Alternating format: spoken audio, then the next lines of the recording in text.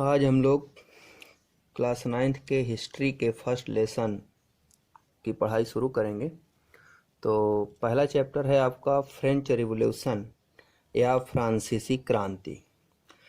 इसमें मुख्यतः 3 रिवॉल्यूशन इम्पॉर्टेंट्स होते हैं, एक अमेरिकन रिवॉल्यूशन, एक फ्रेंच रिवॉल्यूशन और एक रशियन रिवॉल्यूशन, जिनमें आपके कोर्स में सिर्फ 2 रिवॉल्यूशन की बात की गई है, एक फ्रांसीसी रिवॉल्यूशन और एक आगे रशियन या रूस की क्रांति का उल्लेख किया गया है।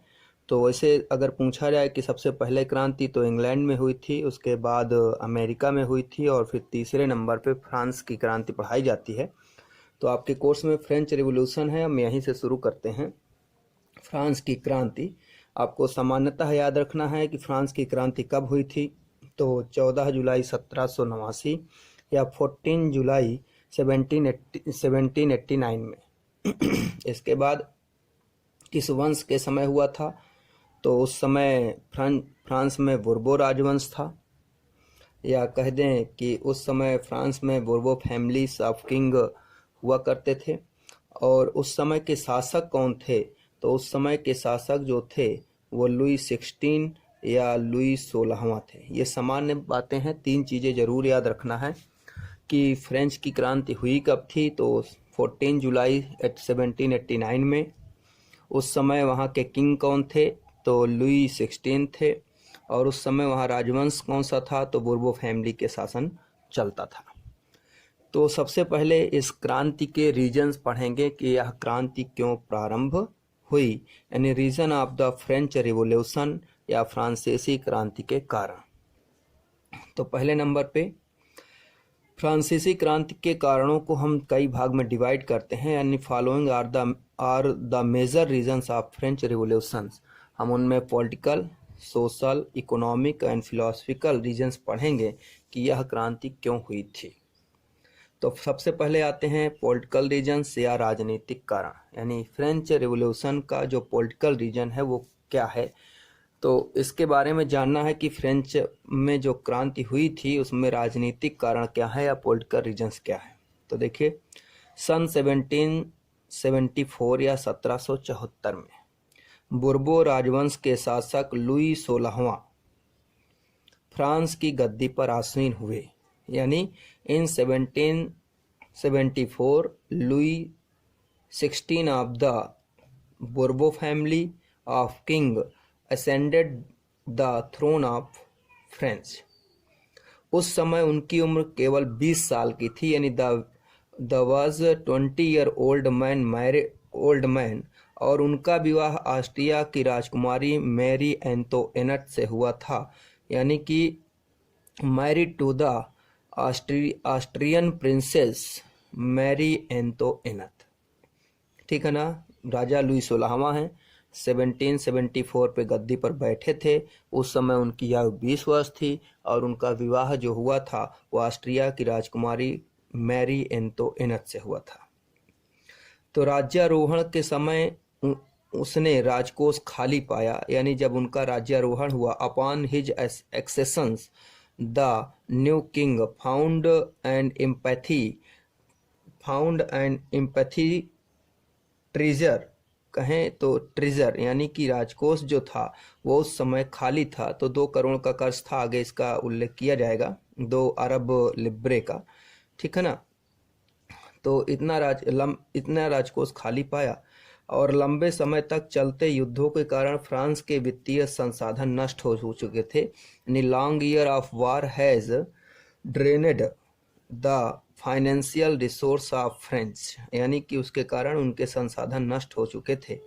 वर्साय के विशाल महल और राज दरबारों की शान शौकत बनाए रखने की फिजूल खर्ची का बोझ अलग से था, यानी कि जो वर्साय का उनकी जो कैपिटल थी वर्साय थी, और उसके राजमहलों में जो शान शौकत होती थी उस पर भारी मात्रा में खर्च किए जाते थे। तो added to this was the cost at the immense place of Versailles.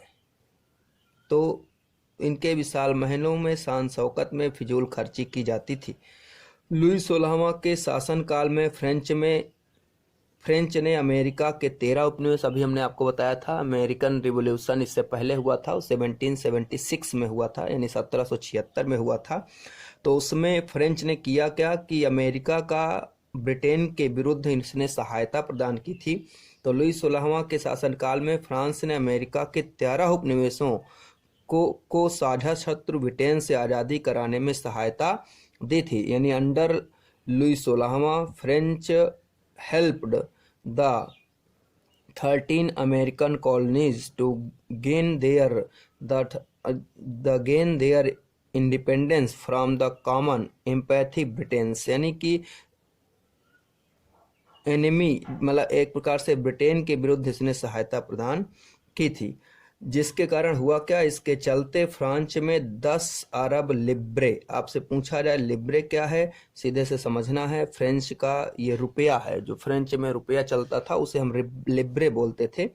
तो 10 अरब लिब्रे का अधिक कर्ज हो गया, यानी कि वही है the war added more than 10 billions Libre to ए डेब्ट दैट हैड ऑलरेडी, यानी इसके साथ पहले से ही ऑलरेडी 2 अरब लिब्रे का बोझ था। जो गद्दी पर बैठा था तो पहले से ही 2 अरब लिब्रे का बोझ था।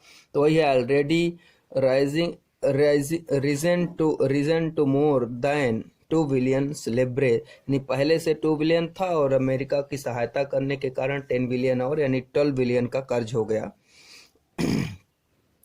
इसके अलावा अब सरकार के कर्जदाता अब 10% ब्याज की मांग करने लगे। वही है कि जो लैंडर्स थे was give to state credit now begin to charge 10% interest on loan, यानी अपने लोन पर 10% का इंटरेस्ट की मांग करने लगे। परिणाम क्या हुआ, फ्रांसीसी सरकार करों में वृद्धि करने के लिए बाध्य हो गई। यानी as a result the French government was forced to increase tax. समझ आ गया। यानी जब ये गद्दी पर बैठे तो उस समय इन्हें राजकोष खाली मिला। लगातार युद्धों के कारण इनका जो संसाधन थे खत्म हो चुके थे। अमेरिका का साथ देने के कारण 10 अरब लिब्रे अलग खर्च हो गए और इनके वर्साय के शान शौकत में भारी मात्रा में खर्च किया जाता था। तो इस प्रकार से 12 अरब लिब्रे का कर्ज हुआ और लैंड होल्डर्स जब टैक्स या कहें इंटरेस्ट की मांग करना शुरू किए तो राजा को मजबूरी में टैक्स बढ़ाने का निर्णय लिया गया। और जैसे ही टैक्स बढ़ाने का निर्णय लिया जाएगा तो वहाँ की जो जनता है उस पर आक्रोश या गुस्सा उत्पन्न होगा और वो क्रांति करने के लिए तैयार होंगे। तो पहला हो गया। सेकेंड रीजन सोशल रीजन्स है, यानी सामाजिक कारण। तो सामाजिक कारण क्या है इस क्रांति का, तो 18वीं सदी में अगर कहें तो फ्रांस का समाज 3 स्टेट्स में बटा था। ये स्टेट्स मतलब वर्ग है, यहाँ इसे स्टेट्स कहा जाएगा। तो 18th century in the 18th century French society was divided into 3 state, और इसमें जो है and only people the third state paid tax, यानी 3 स्टेट में बटा था जिसमें से सिर्फ तीसरे स्टेट को ही किसी प्रकार का टैक्स देना होता था। यानी फर्स्ट और सेकंड स्टेट जो होते थे उन्हें टैक्स देने की छूट थी, यानी किसी प्रकार का टैक्स नहीं देते थे। तो फ्रांस का समाज देखते हैं 3 स्टेट में बटा था। वो 3 स्टेट कौन से हैं, तो फ्रेंच सोसाइटी कर दें तो ये फ्रेंच सोसाइटी है। इसमें first states, second states and third states. First state के अंतर्गत कौन आते थे, पादरी, या इन्हें हम फर्स्ट स्टेट क्लर्गी कहते हैं, यानी क्लर्गी या पादरी। सेकंड स्टेट पे कुलीन वर्ग यानी नोबेल्टी, और थर्ड स्टेट में जनसाधारण वर्ग यानी जनरल पब्लिक को शामिल किया जाता था। तो 3 स्टेट थे, एक clergy, novelty and general states, या पादरी, कुलीन और जनसाधारण वर्ग। जो जनसाधारण वर्ग थे यानी जनरल पब्लिक थी वह भी 3 भाग में बटी थी। पहले वर्ग में आते थे बड़े व्यवसायी, व्यापारी, अदालती कर्मचारी, वकील यानी big businessman, merchant, court officials, lawyers आते थे। दूसरे में किसान और कारीगर यानी प्रेजेंट एंड आर्टिसियन आते थे। और तीसरे में छोटे किसान, भूमिहीन मजदूर, नौकर यानी small presents, land labours and servants आते थे। जिसमें जो ये फर्स्ट हैं इन्हें आगे पढ़ाया जाएगा, मिडिल क्लास उत्पन्न होता है, मिडिल वर्ग के लोग कहलाते थे। यानी ये इनकी बात करें तो ये आर्थिक दृष्टि से, इकोनॉमिकल दृष्टि से समृद्ध हैं, इस्टेब्लिश्ड हैं, लेकिन इन दोनों से कुछ कमियां हैं। इन्हें कुछ जन्मजात विशेषाधिकार हैं, यानी एक प्रकार से कहें कि उन्हें बर्थ से ही कुछ अधिकार मिलते हैं, जिसके कारण ये स्पेशल होते हैं। 3 वर्ग है, फर्स्ट, सेकंड, थर्ड। पहला होगा क्लर्गी यानी पादरी, दूसरा नोबेल्टी यानी कुलीन, और तीसरा जनसाधारण वर्ग यानी कि जनरल पब्लिक। इनको 3 भाग में बांट देते हैं। अब इसके बारे में देखिए, प्रथम 2 स्टेट्स यानी clergy and novelty.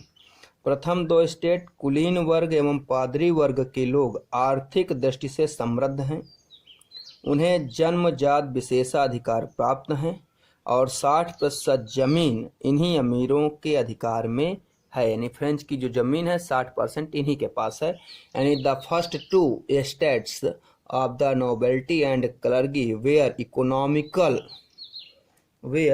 Economical prosperous. They had some birth rate privileges यानी birth rate privileges, and 60% the land was owned of these rich pupils.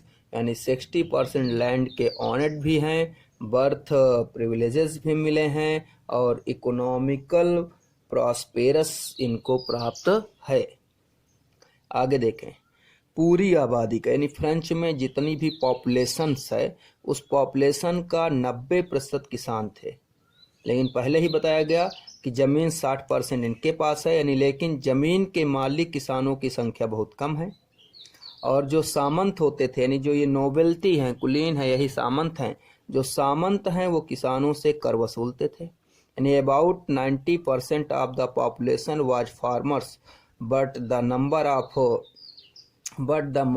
Of farmers owning land was very less. सामंत used to collect tax from farmers, यानी सामंत farmer से tax collect करते थे। अगला जो तीसरा स्टेट है कि लोग सरकार को कई प्रकार के डायरेक्ट कर और कई प्रकार के इनडायरेक्ट कर चुकाते थे, यानी प्रत्यक्ष कर और अप्रत्यक्ष कर देते थे। तो इसमें देखिए क्या है, प्रत्यक्ष कर को हम टाइल बोलते हैं। कभी आपसे पूछा जाए व्हाट इज टाइल, जैसे हमने पीछे लिब्रे बताया, तो लिब्रे पूछा जाए तो बताना है फ्रेंच का ये एक प्रकार से रुपया है। प्रत्यक्ष कर या टाइल पूछे तो क्या है, टाइल प्रत्यक्ष कर है। कैसे होता था, यानी tax to be paid directly in state, यानी ये टाइल एक ऐसा कर है जो सीधे सरकार को देना होता था। तो 33 स्टेट के लोग सरकार को प्रत्यक्ष कर यानी टाइल और अनेक अप्रत्यक्ष कर चुकाते थे। यानी the people of the third states had to pay direct tax यानी tithe and many indirect tax to the governments. अगला, चर्च भी किसानों से करों के रूप का एक हिस्सा धार्मिक कर के रूप में वसूलता था और ये टाइट है। देखिए यहाँ पर डिफरेंट देखिएगा, यहाँ पर टाइल है और यहाँ पर टाइड है, यानी यहाँ ला है और यहाँ टा है। जब टाइट आए तो वो एक धार्मिक कर है, जब टाइल आए तो वो एक प्रत्यक्ष कर है। तो धार्मिक कर क्या होता है, यानी 1/3 जितना भी एग्रीकल्चर में प्रोडक्शन होगा उसका 1/3 जो है चर्च को रिलीजियस टैक्स के रूप में देना होगा। यानी the church also use to collect a part of the tax a religious tax यानी टाइट।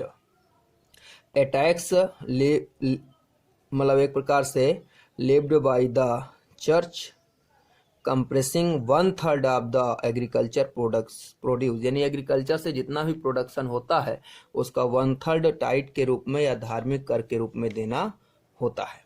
तो यहाँ पर जो ये सोशल फ्रांसीसी समाज का जो सोशल डिवीजन है ये बहुत डिफरेंट है।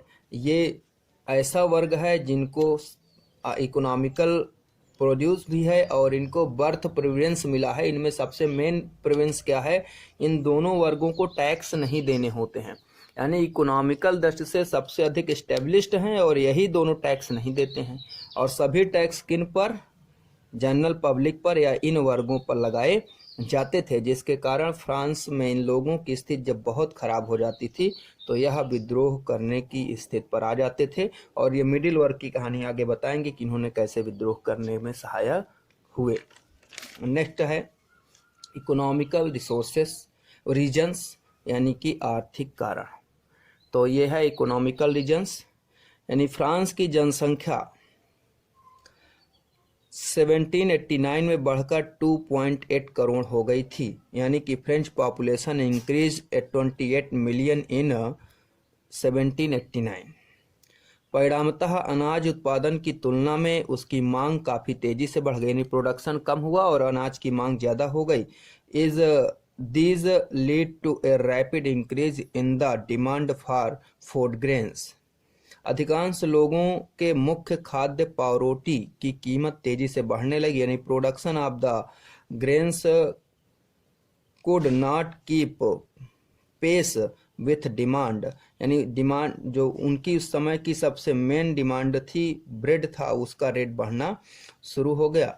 अधिकतम कामगार कारखानों में मजदूरी करते थे और उनकी मजदूरी मालिक तय करते थे, यानी वही है। So that price of the bread with was the staple diet to the majority rose rapids. Most workers were employed as labor in workshop was earned fixed their wages। यानी जो वहाँ का ऑनर होता था वही उनकी मजदूरी तय करता था, लेकिन मजदूरी महंगाई दर से नहीं बढ़ रही थी, यानी जितनी तेज महंगाई बढ़ रही थी उतनी तेज मजदूरी नहीं बढ़ रही थी। यानी but wages did not keep pace with the rise rich in price. फलस्वरूप अमीर गरीब के बीच की जो खाई है वो चौड़ी हो गई, यानी so the gap between the poor and rich widened, यानी इनके बीच गहराइयां बढ़ गई। स्थिति तब गड़बड़ होती थी जब कभी सूखा या ओला पड़ जाता था। यानी थिंग्स बिकम वर्स, यानी थिंक बिकम एक प्रकार से कहें तो verse whenever brought drought or hail reduced to harvest or the create a crisis of livelihood। और परिणाम उनके सामने जीवन संकट उत्पन्न हो जाता था या रोजी रोटी का संकट पैदा हो जाता था, जिसे लिवहुड के नाम से बोला जाता है। तो लिवहुड्स की समस्या तैयार हो जाती थी और परिणाम जब ऐसी स्थिति आती थी तो यह लोग भी, और ऐसी परिस्थिति में जब गवर्नमेंट्स टैक्सेस इंक्रीज करने का कार्य करती है तो उसके कारण यहाँ पर क्रांति या रिवोल्यूशन की कंडीशन तैयार होती है। लास्ट है फिलोसफिकल रीजन्स या दार्शनिक कारण।